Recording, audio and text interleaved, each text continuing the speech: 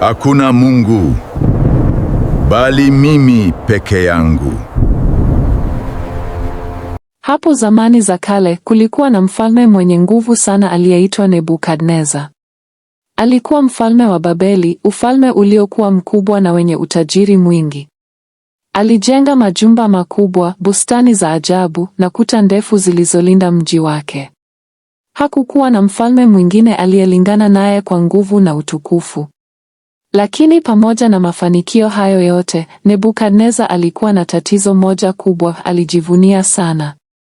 Alijiona kuwa ndiye mwenye nguvu kuliko wote, hata akasahau kuwa kuna Mungu aliye juu ya kila kitu. Siku moja, Nebukadneza aliota ndoto ya ajabu sana. Ndoto hiyo ilimsumbua sana kiasi kwamba hakuweza kulala tena. Aliwaita wachawi, wanajimu na washauri wake wote ili wamweleze maana ya ndoto hiyo, lakini hakuna hata mmoja aliyeweza kumsaidia. Ndipo akaletwa kijana mmoja aitwaye Danieli, ambaye alikuwa na hekima ya kipekee kutoka kwa Mungu. Danieli alimwambia mfalme kwamba ndoto yake ilikuwa ni onyo. Ilikuwa ikimwambia kwamba ingawa alikuwa mkubwa na mwenye nguvu, angeangushwa ikiwa angeendelea kujivunia na kumsahau Mungu.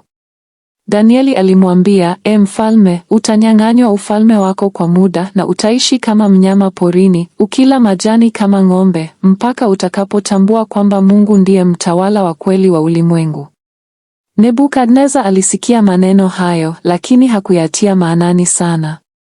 Miezi ilipita na siku moja alipokuwa akitembea juu ya paa la jumba lake la kifalme, alisema kwa majivuno, "Je, huu si mji mkuu wa Babeli nilioujenga kwa nguvu zangu mwenyewe na kwa utukufu wangu?" Kabla hata hajamaliza kusema hayo, sauti ilisikika kutoka mbinguni, Mfalme Nebukadneza, ufalme wako umeondolewa kwako." Mara moja akili yake ilibadilika. Akaanza kuishi kama mnyama. Alifukuzwa mbali na watu, akaishi porini akila majani kama ng'ombe. Nywele zake zikakuwa ndefu kama manyoya ya tai na kucha zake zikawa kama za ndege. Hali hiyo iliendelea kwa muda mrefu, miaka 7. Lakini siku moja Nebukadneza aliinua macho yake mbinguni. Ndipo akili yake ikamrudia. Akatambua kwamba Mungu ndiye mwenye mamlaka juu ya kila kitu. Akanyenyekea na kumtukuza Mungu. Baada ya hapo, ufalme wake ulirudishwa kwake. Akawa mfalme tena, lakini safari hii akiwa na moyo wa unyenyekevu. Alitawala kwa hekima zaidi na akawaheshimu wengine.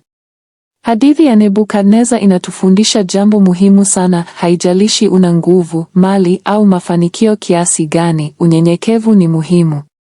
Kujivunia kunaweza kukuangusha, lakini kujifunza na kubadilika kunaweza kukuinua tena.